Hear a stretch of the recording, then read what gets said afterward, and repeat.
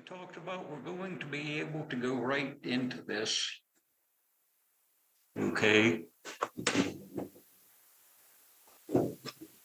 There we go. Okay, what stars are made of? That is one of the primary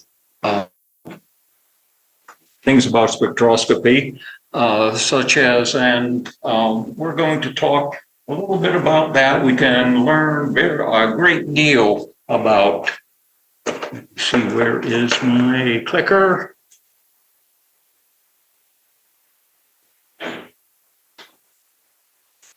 Okay. I don't think we have to belabor this chart whatsoever because Mark has already talked about everything about me. So you probably know as much about me as many of my good friends. So, but what our goal of this presentation is we want to keep things very basic. We don't want anybody to drink from the fire hose. This is not really a big deal. It doesn't have to be complex. You're going to have to learn a little bit of software, maybe make some, well, when you consider what astronomical equipment costs, it's not all that great of an investment. Okay. The only prerequisite, I would say, is an interest in astronomy. And we're going to describe the electromagnetic spectrum a little bit, just very briefly, a little bit about stellar characteristics, because I want everybody to know what we're actually trying to evaluate in the process of doing spectroscopy. Okay, we'll take a look at the hydrogen atom, and we will probably primarily be looking at the lines within the hydrogen atom, which are called Balmer lines. We'll be talking about that. Okay, this is aimed at the beginner through the intermediate level, but I am hoping that everybody will take something home from this presentation. What is astronomical spectroscopy? First off, spectroscopy is essentially a field of study that studies light and interprets the electromagnetic spectrum associated with that. Okay, and just to follow on, astronomical spectroscopy does the same thing, except it just measures the spectrums of celestial objects. And stellar spectrum can reveal all kinds of neat things about stars or about space in general, such as temperature, chemical composition, mass, distance, movement, and luminosity. Okay. And as a matter of fact, most of our knowledge, as I said before the meeting, of stars in deep space has been the result of spectroscopy. This presentation is going to concentrate on stellar spectroscopy. There are other types of spectroscopy, such as surface spectroscopy, which would be concentrating on, for instance, a nebula, for instance, spread out. We want to find out what that nebula is made of. We can do that. Also, if we want to find out what a galaxy is made of, you can do surface spectroscopy. But however, we are going to stick with the stellar right now because, as I said previously, this is supposed to be kind of sort of a beginner class, or beginner to intermediate class, and we'll keep things simple. And I would like people to also realize how much fun you can have with this stuff. And I will be using some software called Barr also in the process. We'll have a very brief demonstration of it. So, what is light? A guy by the name of Isaac Newton. He came up with the idea, and I think he may have been the first one that I know of to really break light into its separate wavelengths via a prism. Okay, but however, he had the idea that it was made up of tiny particles called corpuscles.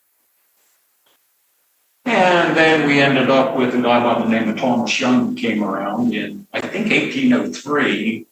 And he said it was made up of waves. And he did a great deal to prove that, because he had this is something you might look up, Thomas Young double slit experiment. Okay, and that just about conclusively proved that light is actually waves. And then we had James Clerk Maxwell. He gave lots of equations that are still in use today about the electromagnetic spectrum. And then another guy came along in about 1905, was the paper. At that point, anybody would have been crazy or else an idiot to be able to dispute Young's theory that it was waves. So that crazy guy was a guy by the name of Einstein, who maybe everybody here has heard of. Okay, but whoever he said that not necessarily was Thomas Young wrong, but whoever was incomplete. And Einstein said that it was light showed characteristics of both waves and particles, and he called them photons, which will travel at the speed of light, but they do have energy associated. Okay, and the energy measured in photons is of the electron volt. Okay, but that is essentially the amount of energy gained or lost by an electron traveling through a difference of 1 volt. No more talk about electron volts, but we'll be talking about wavelength, which is directly related to electron volts. And this is the electromagnetic spectrum.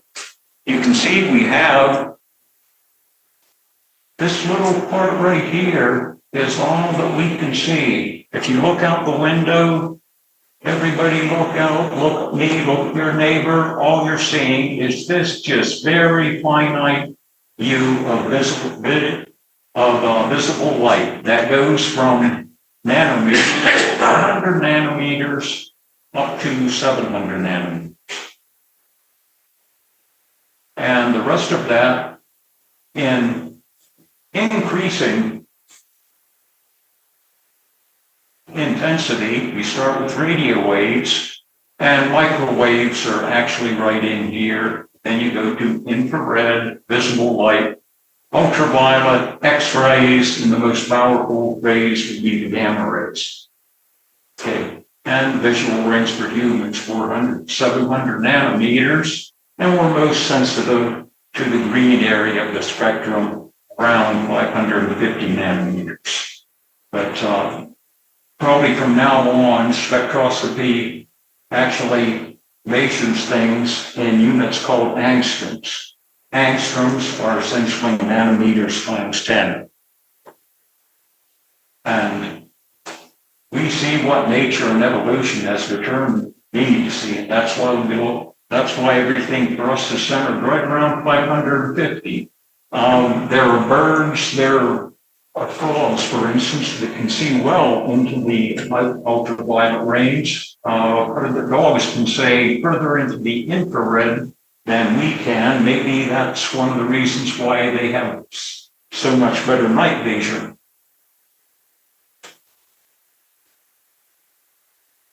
Okay, if anybody ever has a question, do not hesitate to interrupt me. Stellar characteristics, the Harvard-Castle classification of stars, OBAFGAM. This is how I remember it. OBA fine note getting.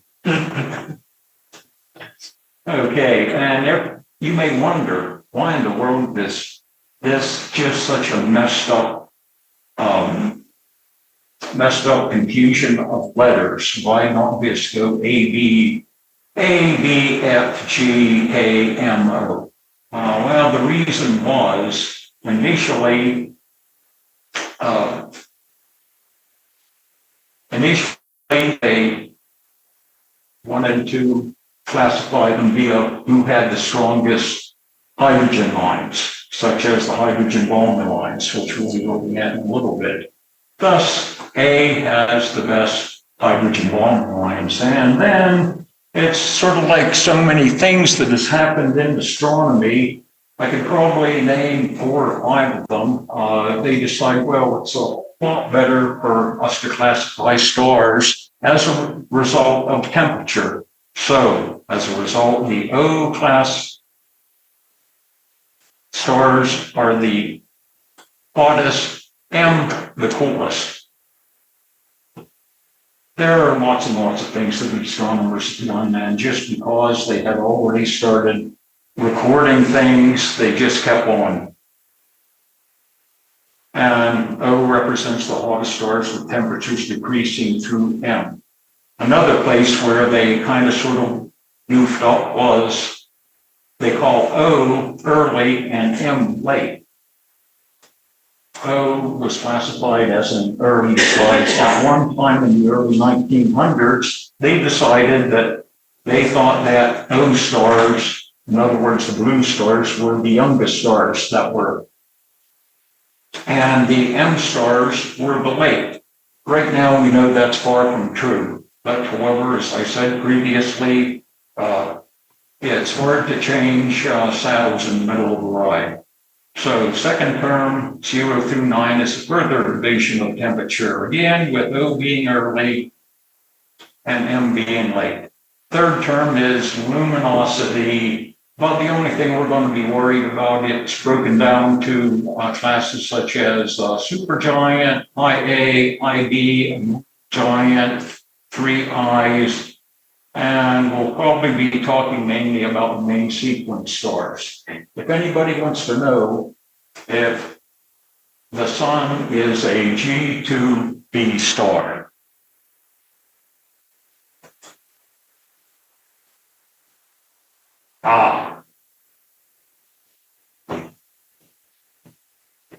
this is a bit of a confusing chart to try to explain, but however, I'm going to have another one that's going to directly follow. What this is supposedly back in the early 1900s, about 1912, there were 2 Enhar Bergstrom in Denmark and Henry Morris Russell in the United States. They developed this independently. And what it is essentially the temperature as compared to luminosity. Okay, luminosity or the absolute magnitude of stars. Does anybody have a question about absolute magnitude as opposed to relative magnitude? Relative magnitude is what we see. Absolute magnitude is how bright the star would be if it was 10 parsecs away from us, which is about 32.6 light years. And as we see here, it starts with the red dwarfs down here, the very coolest stars, and then keeps on going up across here to the very hottest and the largest stars. Okay, and any star that's on this branch right here that just sort of curves up around is called in the main sequence. Okay, not every star is going to move off the main sequence, however. They're going to move from these giants, hypergiants, and supergiants are going to be moving off this, what do we call it? Asymptotic giant branch, AGB. Okay, and likewise, the sun is going to be coming out here Yes, When you say move, are you talking about in the life cycle of the star? I'm talking about the life cycle of the star, yes. Such as, for instance, these guys right down here are essentially the red dwarfs. They're very interesting to me. One reason is that their lifespan is literally maybe 1 trillion years. And as a result of that, we've never seen one die, and we can speculate about what's going to happen with it, but we don't really know for sure. But however, some of the early A stars we have seen die, and they essentially go up across here and they become red giants. This is what's going to happen to the sun. It's probably going to swallow up the Earth in the process of becoming a red giant. And then it's going to shed its layers. Takes a long time for this to happen, but however, this transition, when it does shed its layers and becomes a white dwarf, is relatively quick. So, okay, I don't want to belabor this chart too much. Any questions about this?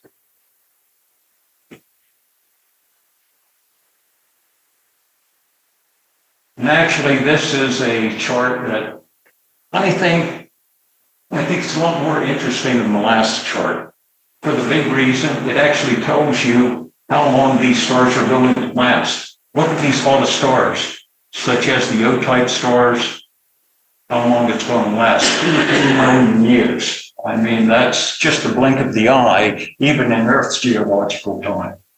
But however, also, there are very, very few of them. Okay, I can tell you where 2 of them are right now. How many people have looked at Orion's belt? Everybody here seen Orion's belt? Okay. The 2 stars, Nemtaka and Alnitak, are both O-type stars. Okay, in other words, within probably 3 million years, they are going to supernova and we won't see them again. Likewise, the B, and as we go down this line, it just keeps to be, lifetime keeps on increasing. Okay, and also the luminosity continues to decrease, for instance.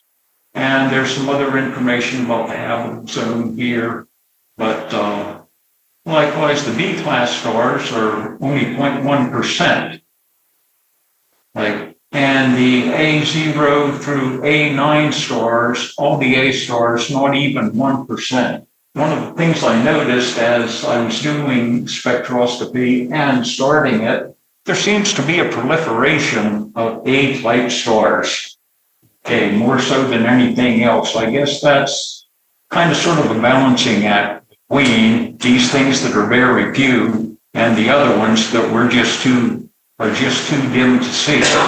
But however, right here's the G2 stars, and 10,000 million years. Okay, and that would be about 10 billion years.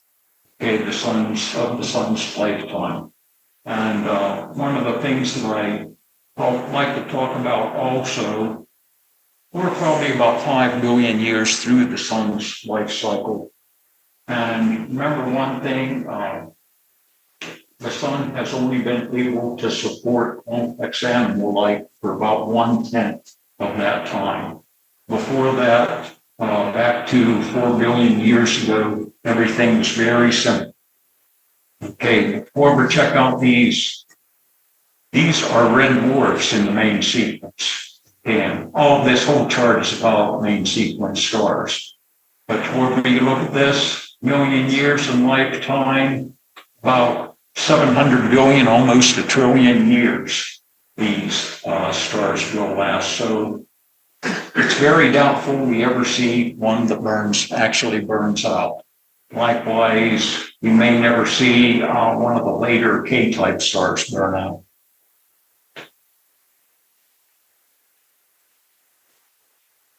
We have 3 types of spectrums. The continuum, which just does the spectrum across the visible wavelength. And we're not really worried about that much, all that much, with the exception of where these lines come out. Bright lines within the spectrum are called emission lines. That they are created when atoms pass into hot gas. Electrons lose energy and they emit photons. And we'll have a couple pictures of emission lines in a little bit. And likewise, whether the absorption lines are probably going to overwhelm the emission lines for several reasons. But whether the dark lines are created when atoms pass to a colder substance, electrons gain energy and absorb photons. When I say it passes into a cooler substance, that does not necessarily mean a cold substance. Okay, what it will do, even such as when within the layers of the stars, when atoms pass from the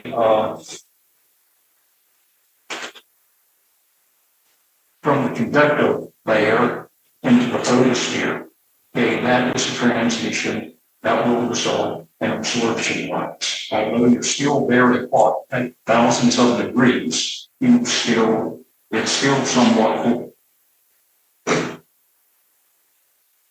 And there's lots of science and information in these dark and light lines. Okay, now we're going to get into some real science. Okay, this is the photons, the hydrogen atom, and the Barr absorption line. Right here we have a model of a hydrogen atom. We have the proton there, okay, and then there are these little circles, level 1, 2, 3, 4, and 5. Okay, however, this is just a hypothetical thing. I don't really think this is what a hydrogen atom looks like because, well, the electrons really, you can't tell where they're at. They're sort of in this cloud of probability, and according to Niels Bohr. So, but however, all these things happen, okay, with the absorption lines. We have a photon that comes in at 65, 62.8 angstroms. There's a little bit of a fudge factor there. So that is why you're going to see in a little bit some absorption lines that are wide, that are not exactly at 65, 62. What happens? It comes in here. Okay. It absorbs the light, okay, from this photon. This electron does. Thus, it moves to a higher energy level. Okay, and as a result, what we will have is what we call a hydrogen alpha absorption line. Okay, and likewise, they're dependent upon the frequency and the power and the wavelength of the photon, what you can end up with. You can move whatever from the second level up to the third level, or the second level up to the fourth level, et cetera, and so forth and so forth.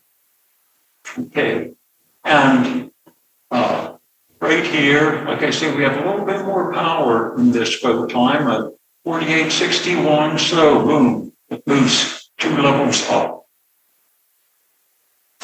Likewise,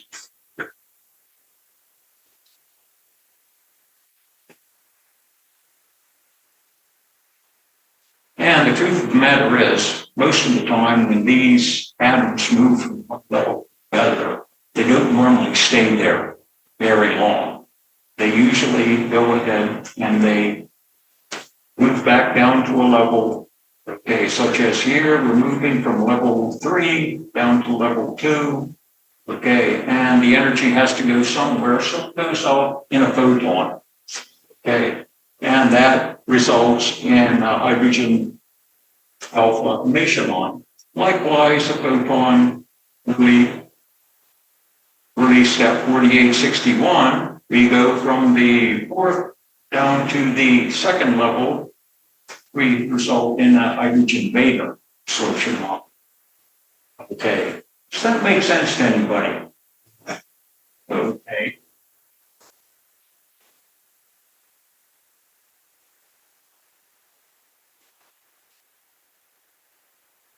And these are the wavelengths of the Balmer lines, at least the ones we're going to look at. We are going to look at, and I have a spectrum of Vega that I will be able to show you all of these. The hydrogen alpha, which goes from 65, 62.8 the whole way down to zeta, which is going to be the most powerful wavelength, 3881. It's going to move from level 2 to level 7.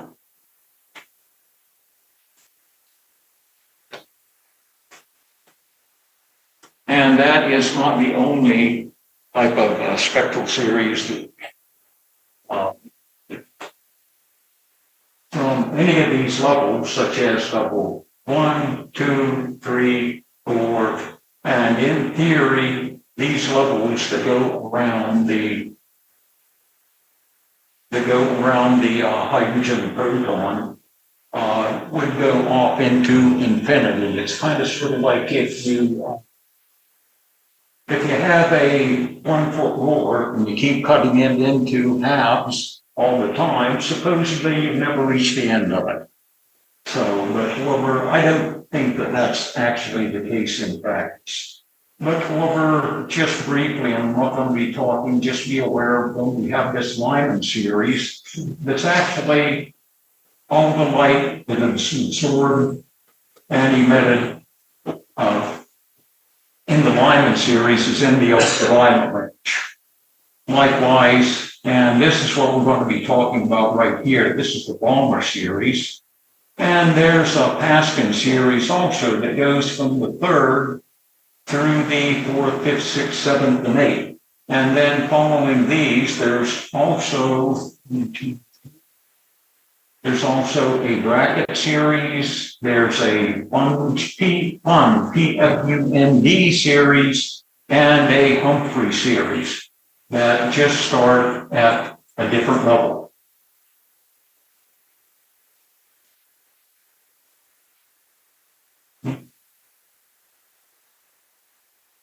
And then you might wonder, well, it only makes sense. If this thing goes up to infinity, what's going to have to happen to totally ionize a hydrogen atom? And this thing is called the Balmer jump.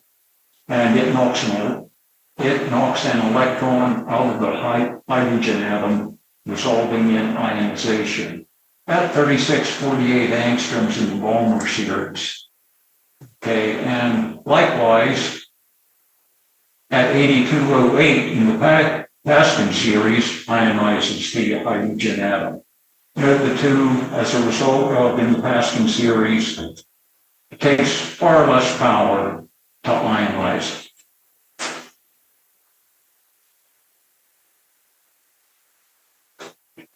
So what can we do with amateur spectroscopy? Okay, we can see the absorption and the emission models that we just talked about. We can do some calculations as far as determining temperature, but however, I will stress that this is a very rough. Okay, get a rough idea of the star's composition, calculate red and blue shift, compare it with professional results. And one thing I will say, and this is what happened to me, and I think this is why I got so interested in spectroscopy. Once I started studying it, I found that in general, my knowledge of astronomy, the stars, and physics in general was greatly increased, actually exponentially. And that's probably what keeps me in it too.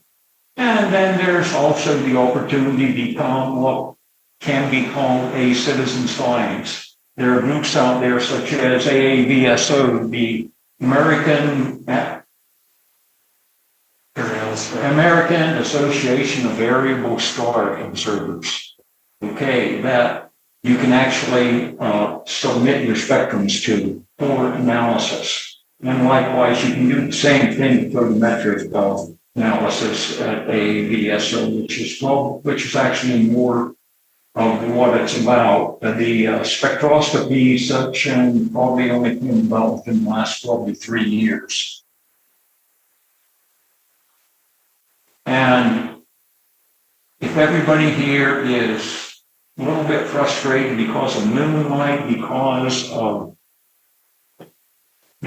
light pollution in the city, you can take good spectra in a light polluted sky.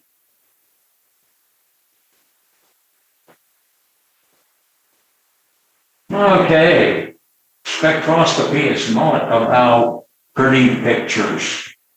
Okay, let's take a look at this. I thank my good friend Joe Pineda for both of these pictures, which is of the Pinwheel Galaxy and the Jellyfish Nebula. And then this guy took a picture of Alphecca. Okay, well, Alphecca is a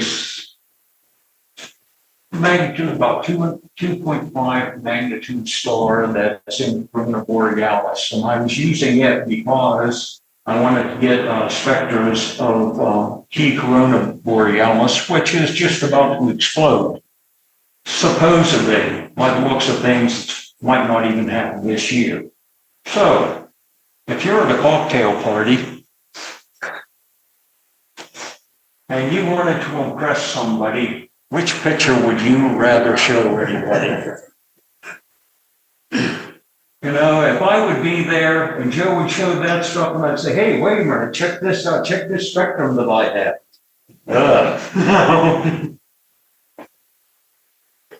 But, however, it's not about pretty pictures, it's more so about science. And this is the Star Analyzer 100. It costs probably around the order of $200. And this is the key to doing spectrums. It is a 1¼ inch filter with 100 lines per millimeter etched into the glass. You know, it kind of sort of amazes me that we have equipment that's capable of doing that kind of things. And it works kind of like a rainbow because the etching is bevel, thus it splits the lights in various wavelengths onto the sensor. Also available in 200 lines per millimeter for around $300. Just because you have 200 lines per millimeter doesn't really mean you're going to do any better. That is actually designed more so for telescopes with very long wavelengths, such as if you have a Celestron C14 or something, to the order of that. Okay, and the distance from your sensor is dependent upon your equipment, your telescope, etc. Telescope, camera. And to be able to figure out what that distance is, what you need, how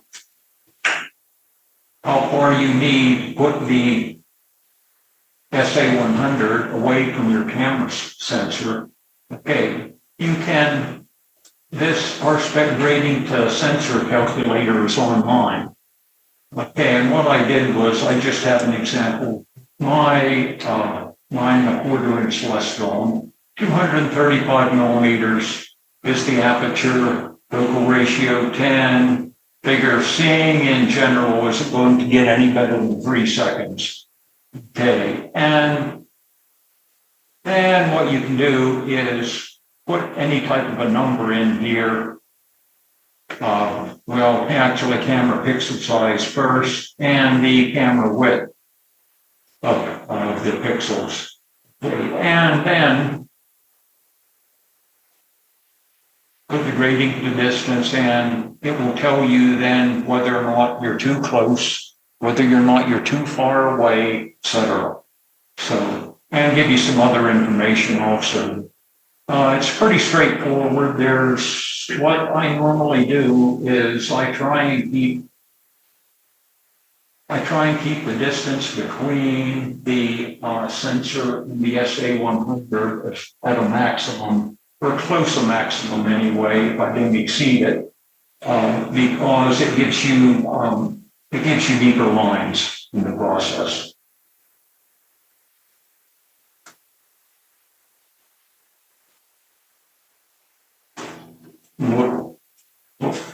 I didn't do that. Okay, this is the diffraction grading, dispersion, and the focus. Okay, we have, if we zero in on the star itself is actually called zero order. Okay, and we can start with a focus on that one point. Okay, just on the zero order star. However, the spectrum does not actually focus at the same point as the zero order star.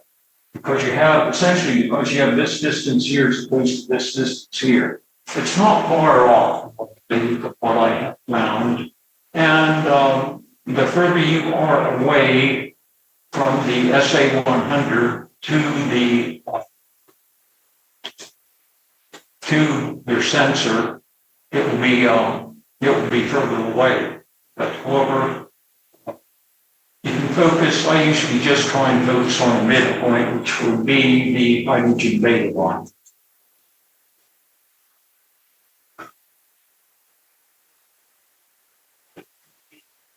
What do you need as an amateur? A telescope or even just a DSLR will work. You can do something with just about anything. With a telescope, of course, you can get down into, like if you want to take a picture of Corona Borealis and get a spectrum of it and try and evaluate it. That was one of my projects for this summer. I was going to try and very closely follow that star so I could note the changes in the spectrum prior to it exploding and also after it would explode. But however, as a result of the weather to begin with, and then a couple other issues too, which I'll talk about in a minute.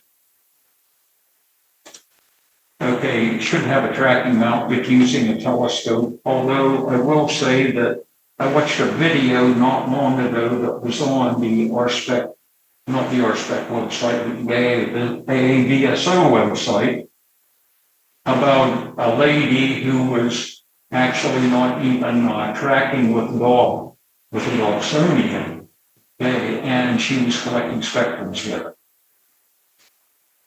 Of course, you need a CMOS, CCD, or DSLR camera.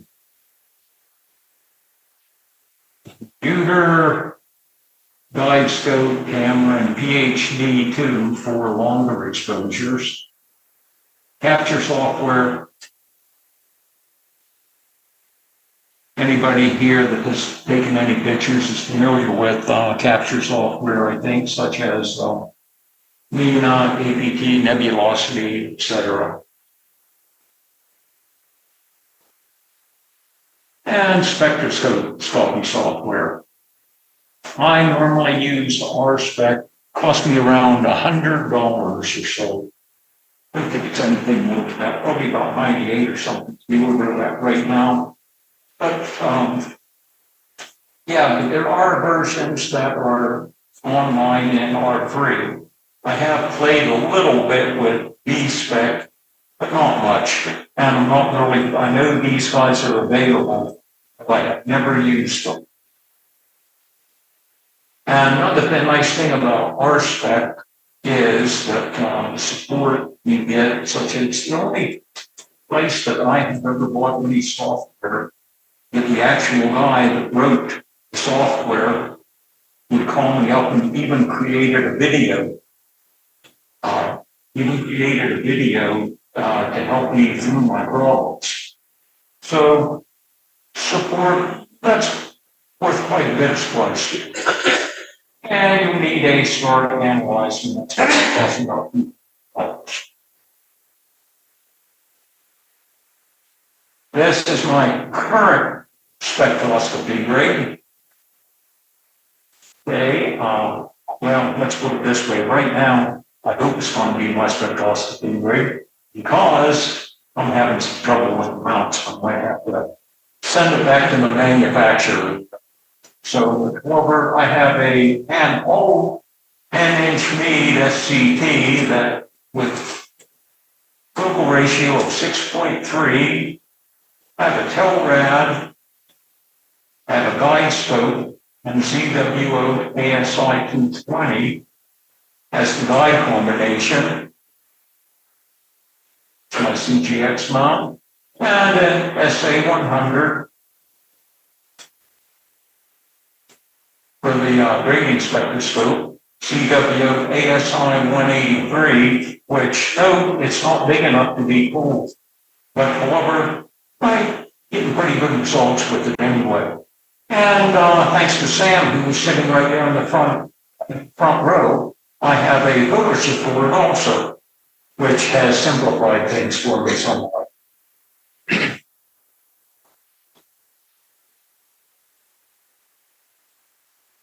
So let's take some pictures. Yes, this is the big thing that you have to always think about. It's kind of sort of like when I started astrophotography. One of the biggest charges I ever had in astrophotography was when I attached a camera to my little ETX 90, when I actually took a picture of a pine tree about a half mile away.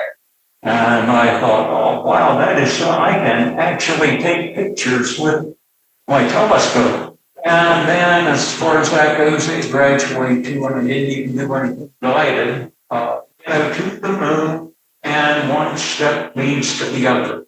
So as a result of that, that's what I tell people, just put it out, don't worry about it. You're going to make mistakes, just do something, learn very quickly. And this is just about the same thing as anybody that has done astrophotography. Install the SA 100 with the manufacturer's recommendations. Set your rig up, hold the wrong line, set up guiding, and normal focus. This would not be necessary if you're just using a DSLR. You expect it. So, and you can take really good spectrums too, but what would probably be limited to probably magnitude to and brighter, I should say. Okay. What I do, I steer to a zero-B star such as Vega, Alpha, Sirius, etc. And then enable guiding. Take a picture and verify the spectrum is not saturated. In other words, it does not exceed the ADU capacity of your camera. Okay. In other words, such as a 16-bit camera will have a ADU capacity of 65536, 65525 actually. Okay. Make sure it's not saturated. There are several ways to do that, and as a matter of fact, our spec does allow you to have a capability.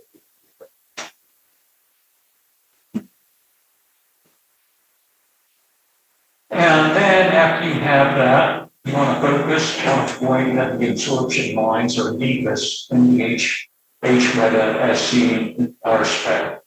Okay, and the reason why you're focusing on this A0B star, A stars have the deepest hydrogen absorption lines.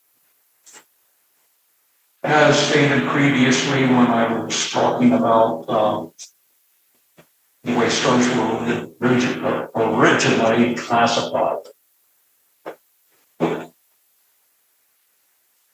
Take a few exposures, and you can set up our spectrum display pictures as the exposures are completed. Post collection, just like anything you do in astrophotography, eliminate the errant pics. Elevate images with darks and flats and stack if you like. As a matter of fact, on the first few images that you take spectrums, I probably wouldn't worry about that if you just take a picture of an A0B star and you can see the absorption lines in it. You have done very well. It's like I try to say, I'm trying to keep this simple. Verify how hydrogen Balmer lines match the calibration. You can, after you're calibrated, you will be doing this in just a few minutes with our spec. You can verify that everything lines up, all the hydrogen Balmer shields lines up. And then once you have that calibration, you can use that calibration of the A star over your other spectrums. In the advanced class, if we ever decide to have one, we will gain an instrument response. The instrument response curve is essentially, it takes into account your equipment that you have, and it compensates for the light received. Okay, for instance, your basic DSLR is going to, especially it's going to get very weak as you go further ultraviolet. Okay, and if you make this instrument response curve, which is actually made, but the question is made as a result of by looking at a professional spectrum, okay, you will be able to get some results that are very close, especially. Great time. It says we have an R-spec demonstration. Okay. And we'll just bring that display up right now. Let me see if I can move over. I should have most everything here.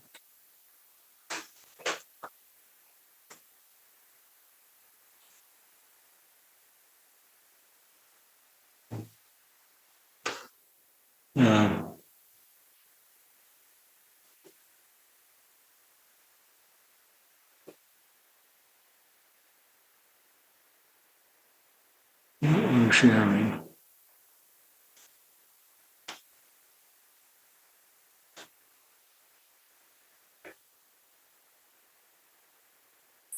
This is an R-spec display. Okay, and what we have right there, and I have configured this, so I would have something neat to show everybody in the process then. This is the actual picture that we're taking. And if you can see right here, you can see the zero order star, and then as you move down across here, you can, if anybody would want to come up and take a closer look, you can see some dark lines in there. And those are absorption lines. Okay, and the representation of those absorption lines and the spectrum is over here on the right-hand side. Okay, and you can see whatever, there's an alpha, beta, gamma, delta, epsilon, and there's a bit of a zeta absorption line also. And these are, maybe that is one of the reasons why we want to use this A0B star, is because it does have very strong hydrogen beta lines. So, and this is the result of what I'm going to do. I am going to preview images.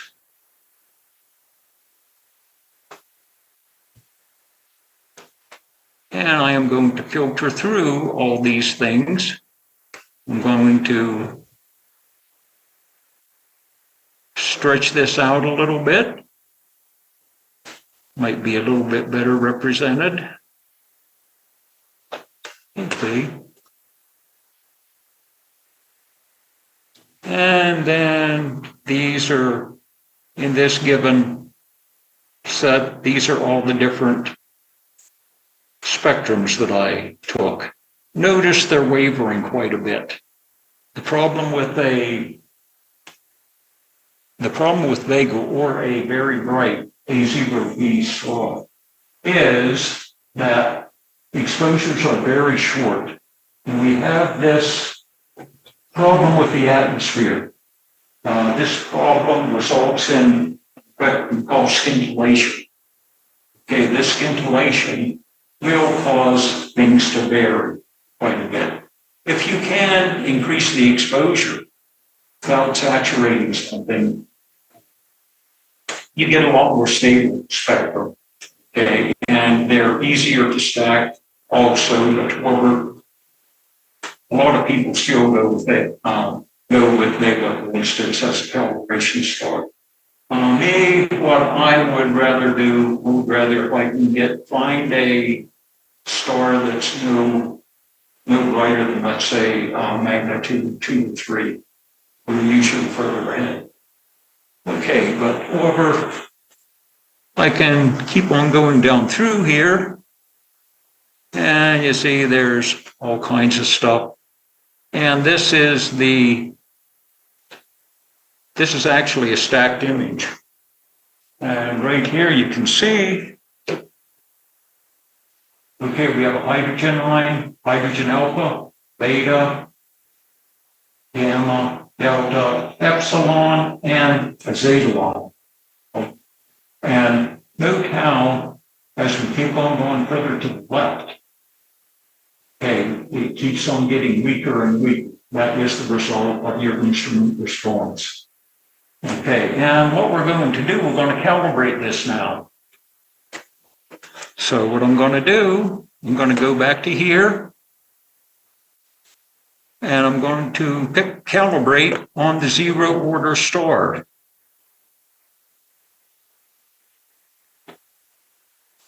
I'm just going to, and we want to pick the peak of the 0 order star.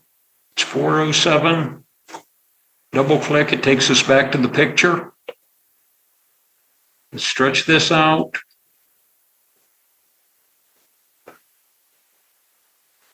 And right here's my beta line, as I said previously. So I'm going to pick this. Whoop. I don't know what happened there.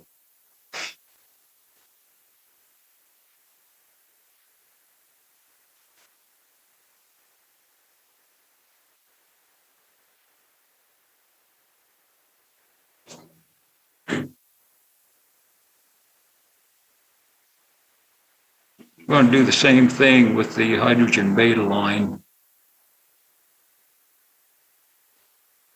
Like that. And then I'll just say apply. And note, it was saying pixels previously down here, and now we're being measured in angstroms. And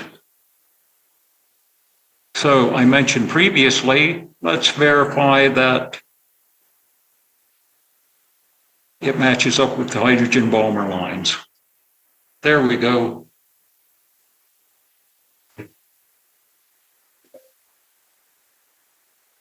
Pretty good match the whole way across. Okay. And then I mentioned a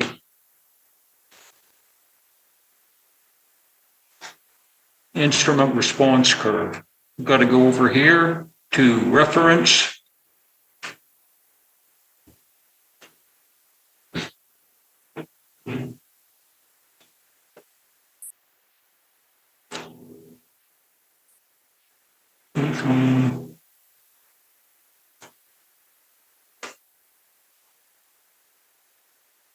Okay, what I'm going to have to do, that didn't come up at the last place that I was at. I put all my calibrations in one place.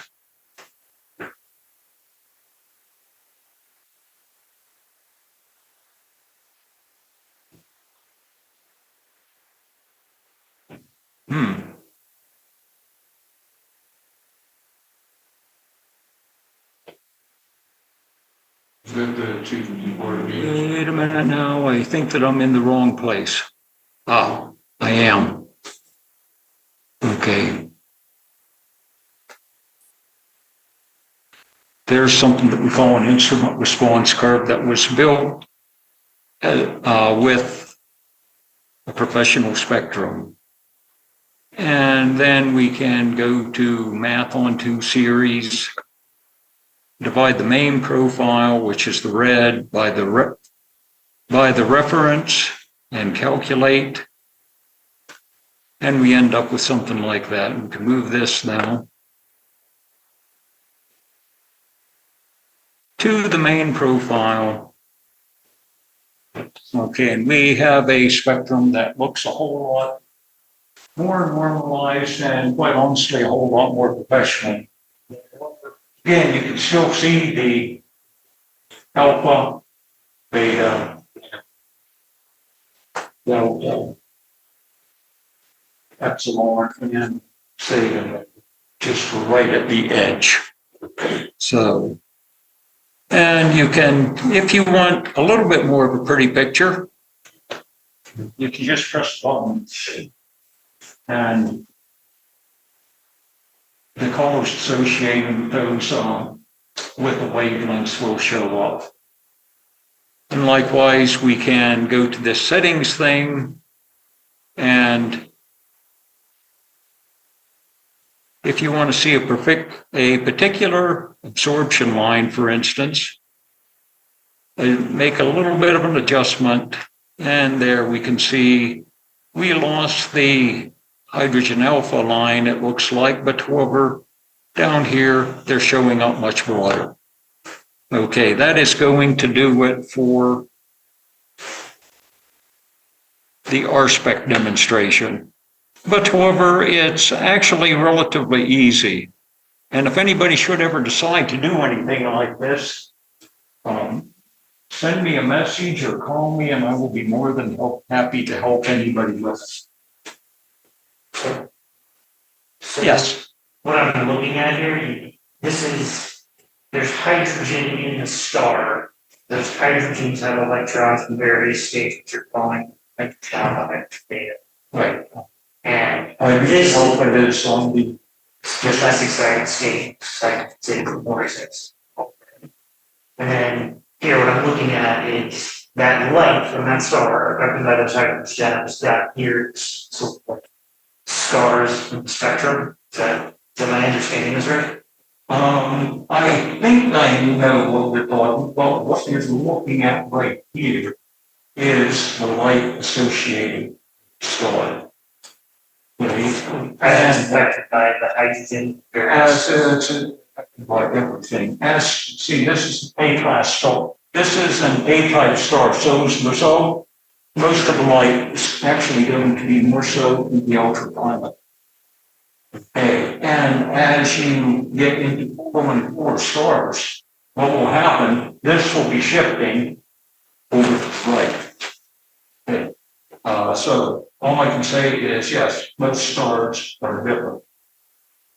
Okay, and these lines that you see are lines where the result of electron speed and spin. Okay, even though they're not soaring, they go to a higher energy level. Even though they're not very long. Okay, but no matter which direction you're looking at, you're going to see extreme light. Okay, however, one might ask then, one of my first questions when I was getting interested in spectroscopy, well, why do we even have a dip there? And then it's kind of sort of obvious that with the emissions, all we're seeing is the photons that's coming at us. You're not going to be able to see, you don't know what direction those photons, all these other photons. So somebody in a different part of the galaxy would be able to see those photons, but however, we won't. And as a result of that, yes, you get the fixed, very common fixed absorption lines. Not answering your question. I think you answered it about 2 minutes ago. Oh, okay. main sensor, one-shot color sensor, or is it mono? My it's monochrome. If you had a sensor that has the Bayer pattern. Yeah, I'll tell you what, I have taken, just for curiosity, I actually I have 183, which is monochrome, 183, yes, 183, that's MC, that is a color. And not too many spectroscopy. I did just as an experiment actually. And I found that I didn't do badly on it. But however, it is very difficult to do things to make an accurate instrument response group. Because of the Bayer matrix, actually, and because you end up with essentially a spectrum with dips in it, not even smooth as what we saw right there. But all this spectrum was taken with them. And with the color camera, you could still see the absorption lines. You don't see the absorption lines. As a matter of fact, what you can do, you can put an SA100, for instance, onto an eyepiece, and you can put the eyepiece, and you can see the spectrum, color spectrum. I have not done that. Okay, I think that I'm done with this. So Steve, how did you manage to get one star in the field? Is it just that Vega is so bright and the other so dim in comparison that they didn't show? That is a true statement, because what we're looking at here is probably about over second exposure. So when you are looking at dimmer stars, you might have multiple stars in the field. They would be vertically separated, but if you had two that were horizontal, they would superimpose. They could interfere with each other. Okay. They could interfere with each other. In that case, you take a whole assembly and you twist it a little bit. As a result, it changes the orientation of everything.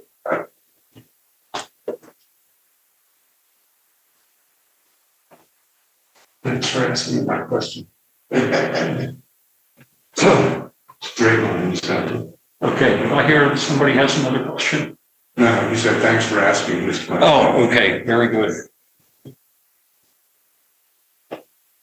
Yeah, that's one of the things that, since you mentioned it, Sam, yeah, the 183 in particular, it can, with longer exposure, it's not too bad. It's more you have a hard time stacking pictures because you can't get them aligned very well. Okay. Another one of the reasons why I would rather do something else other than this. How's it going, Steve? How you doing? Hey, not bad at all. Pretty good. I'm gonna come right back in here and then I'm gonna get out of your way, Tyler. Okay. Hello, let's hear it.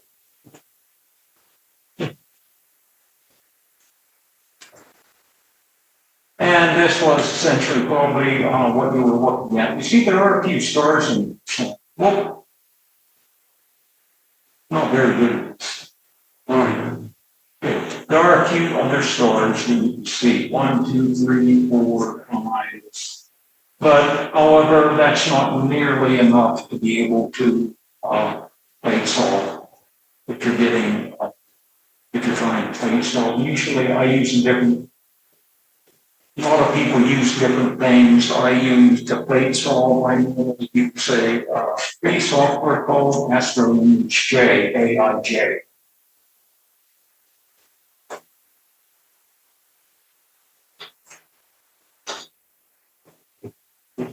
We've all seen this before. This is just a raw spectrum of Vega as we saw previously. And with this is off the RSpec displays. You can do all kinds of stuff. Make all kinds of labels, draw lines to the top, draw lines to the bottom, however you want to orient things. And this is what you saw just a little bit ago. This is the mega spectrum directed for instrument response. Okay, now, if you're ever curious about how close we can get with just $100 spectrometer, as opposed to a professional spectrum, red line is from my S1, and the blue line is professional. So, for just an amateur such as myself, I thought that was pretty darn good. Anyway, if I can brag just a little bit.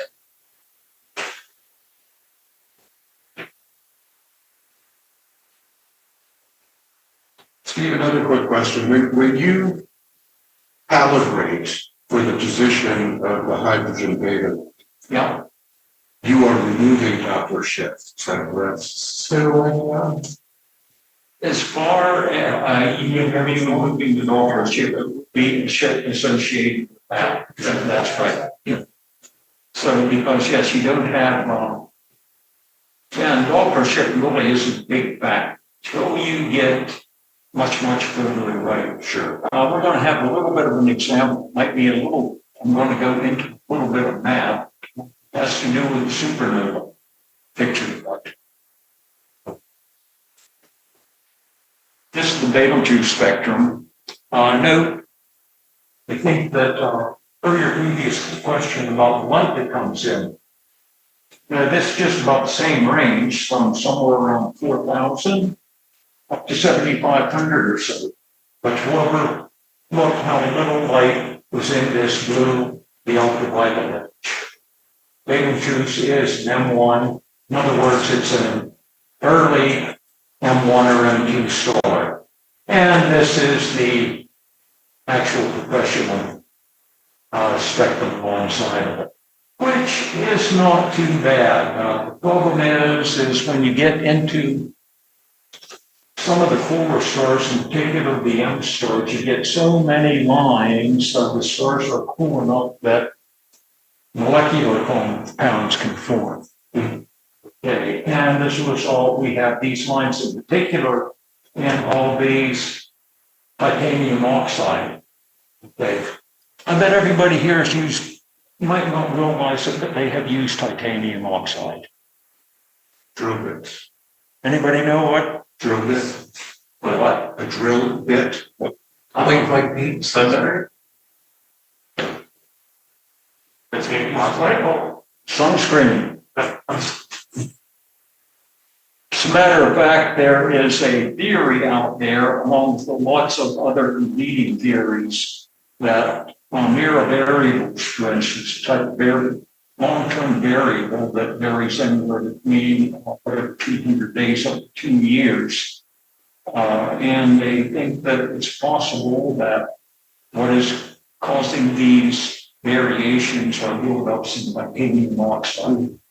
So, sort of just a little bit of an interest, something else that's kind of sort of interesting. Okay. Okay, this is a spectrum. We talked about you can calculate temperature with the SA1. Okay, this is a spectrum of a star in Cepheus. We have a peak wavelength of 6742, which is right there. Okay, and we go down and we use this thing called Wien's law. The temperature is equal to this 2.8973 times 10 to the 7th divided by the angstroms, 6742. That gives you a temperature of 4298, and that's relatively within a couple hundred degrees of 4072, which is within 5% at least. So that's not a bad estimate. Okay, but however, Wine's law is only accurate for true black bodies. I'm not going to talk about black bodies, maybe I should, but however, I'm going to leave that as a homework assignment.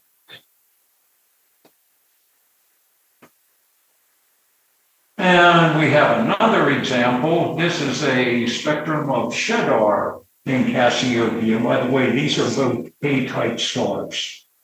Okay, and we have a peak wavelength right here of around 70, 60 angstroms. Using Wine's law, okay, we ended up using the same formula, but however, the temperature ended up being 39, 37. That's more than 10% off of the actual expected temperature. So as a result of that, again, you can only use, it might be able to give you a ballpark idea, but that's not it. As it says, it's a approximation, and that's all.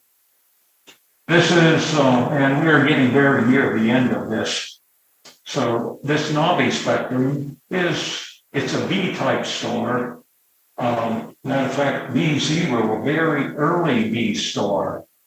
These early B stars most of them are kind of sort of boring for the big reason they don't have very strong hydrogen lines at all. Very hard to pick out things, but however, they do have emission lines. This particular star is surrounded by a cloud of gas. As a result, you have hydrogen alpha emissions, you have hydrogen beta emissions.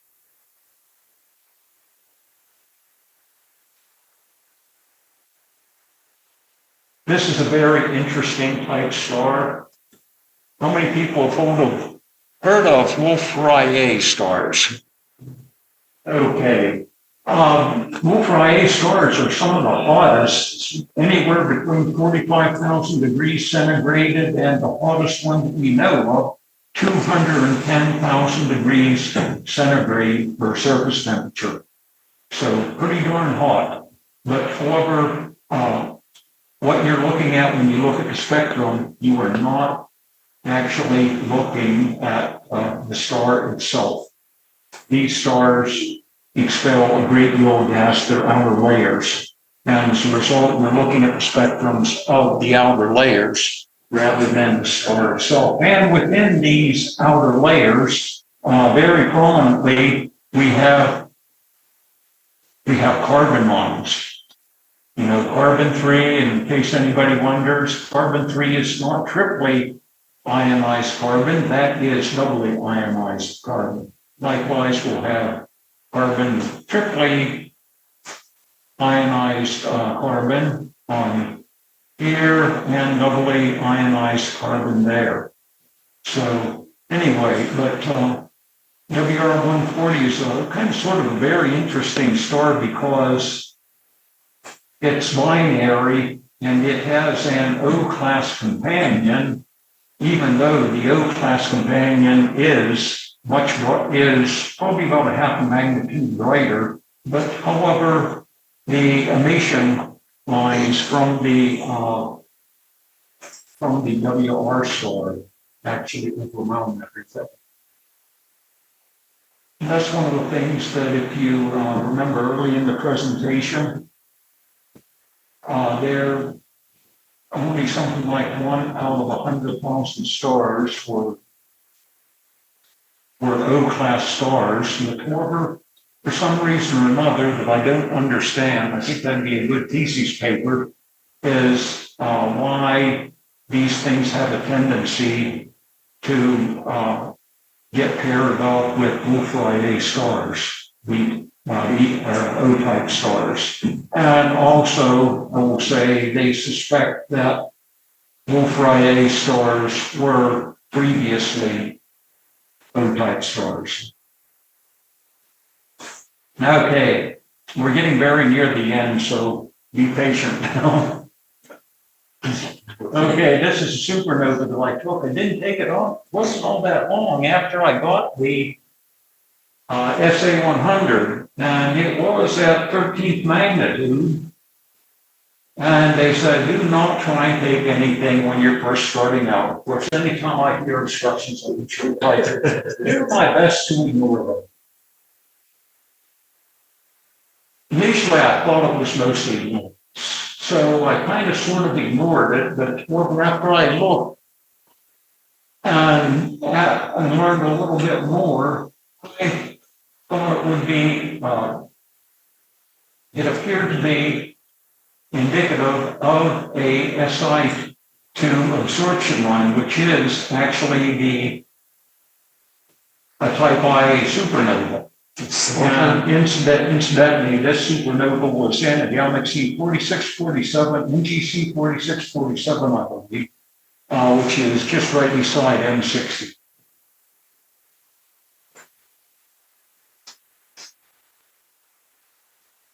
How did you separate the nova's light from the galaxy's light? How would I, So your spectrum probably included the whole galaxy as well as the super.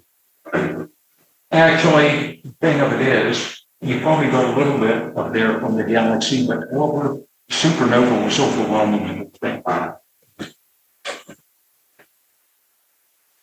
And also I set everything up so I wasn't going across the core of the galaxy. I was just going through the orange side. Okay, this is another thing you can do with this. You can calculate red shifts and blue shifts by using Doppler shifts as Sam referred to just a moment ago.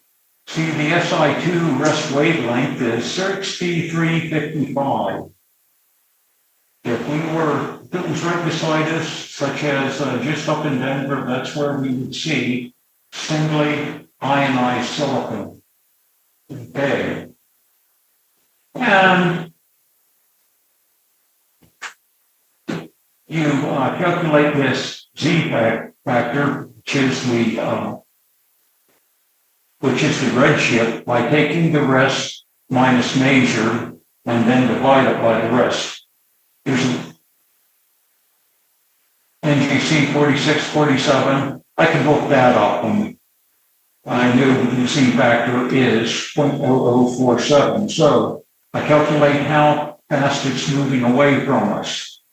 Redshift is 0.0047, very simple formula again, times 300,000 kilometers per second, which is the speed of light.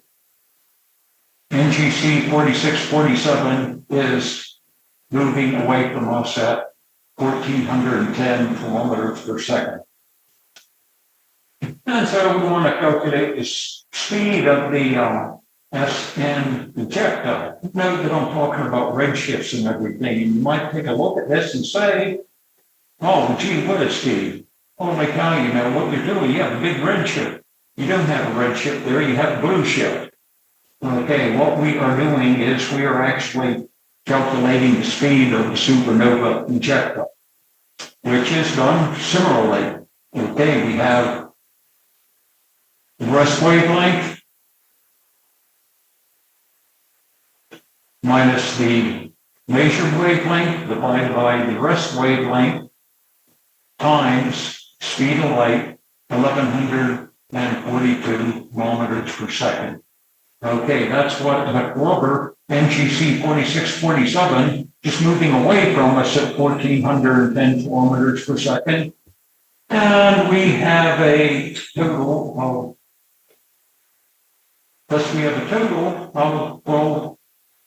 12,834 kilometers per second, which that's within the ballpark. As soon as one of these things explode, it's usually right around 15,000 kilometers per second.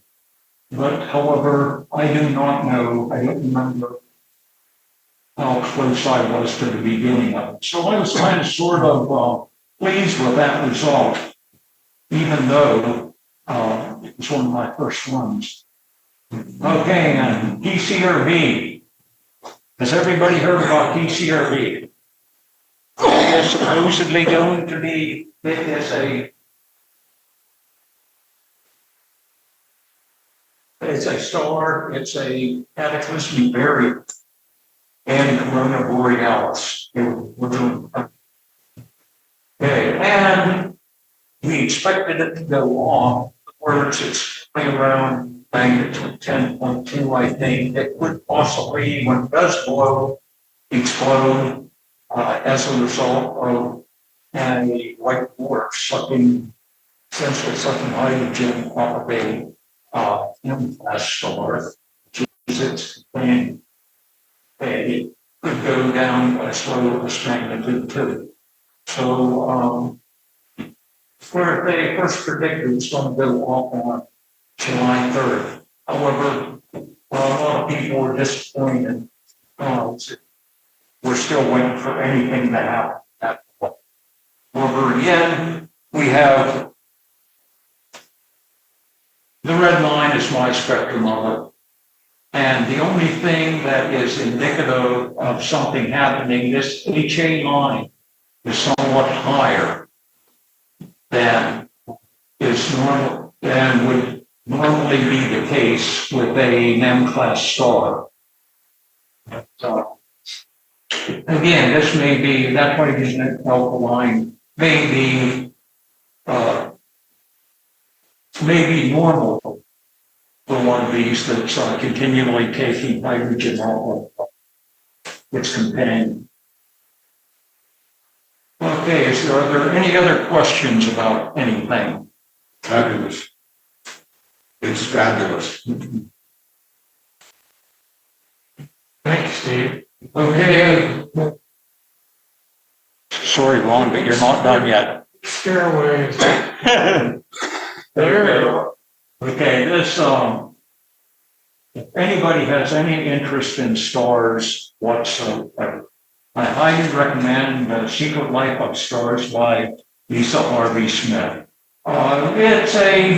It's not very technical at all, but however, it does go into explaining a lot of really interesting facts about a lot of different stars, and not too involved either. So, and humorous, I might add, also. What Stars Are Made Of by Donovan Moore, which is the story of Cecilia Payne, who was the first one to realize that stars are not made out of the same things, all the same elements that occur on Earth. So, and incidentally, her boss ended up taking credit for her discovery, which always sort of made me mad. But they're both dead now, so I can't do anything about it. Okay, this Patrick Moore Practical Astronomy series, seems like I have a whole library of them. Starlight by Keith Robinson is a great book to start out with. Anytime I go to a star party or anything, I always make sure the Starlight book is with me. Scientific astrophotography is good. Astronomical spectroscopy for amateurs and grading spectroscopes and how to use them by Ken Harrison. And even you'll find that this people that are interested in spectroscopy might say it's kind of a closed community, because I have asked questions on different types or even on grading spectroscopes, and Ken Harrison responded to me.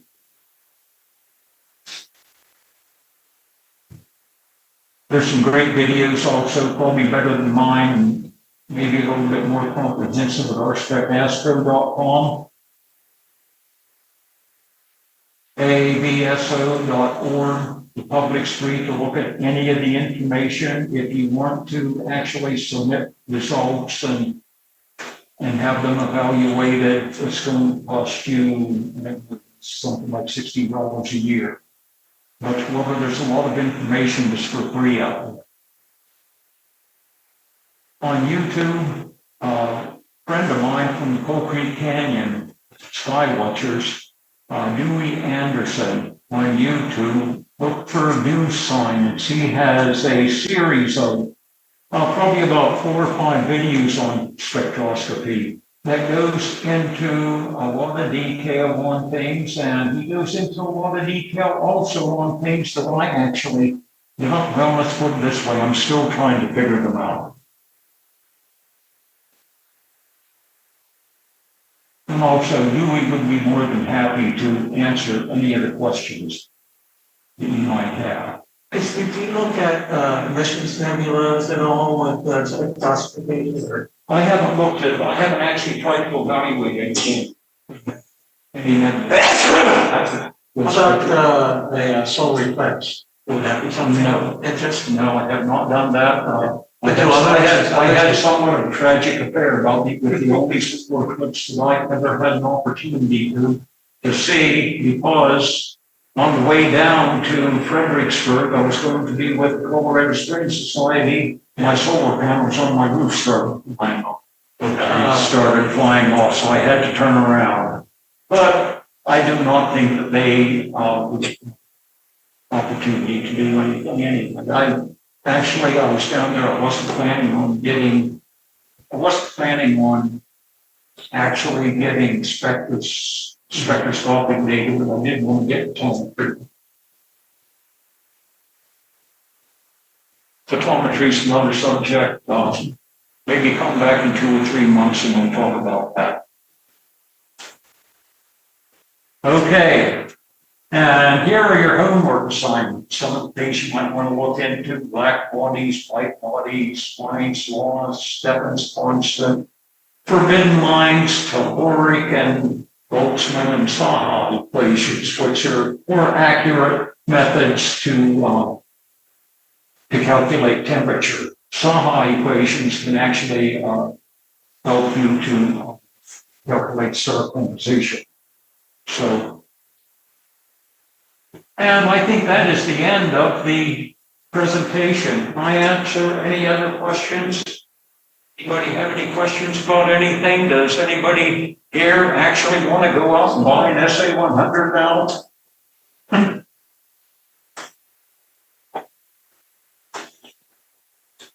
Okay, well, in that case, I am going to end the slideshow.